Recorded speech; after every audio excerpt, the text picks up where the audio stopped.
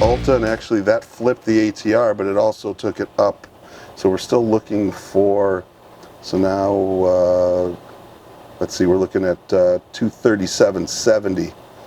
I don't know if you, Patrick, you see that it gapped open pretty good. We need it back here. 237.70 is I guess the new one. We'll see if that wants to come back, but that did flip the ATR. Oh, that flipped it, okay. Yep. So that's good. Now we just need it to come back our way. It's close. 237. Yeah, we're close. Get Ulta up on the board.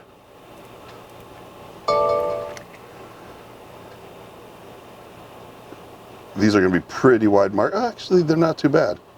We're going to be looking again at next week's. Right now, they're pretty wide. They're 30 cents wide. Of course, they are 20 cents wide, but they're about $350 a piece, just because of the underlying being $237.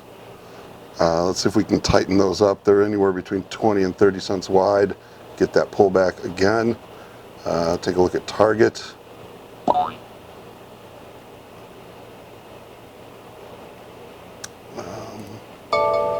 Sorry there, what was that?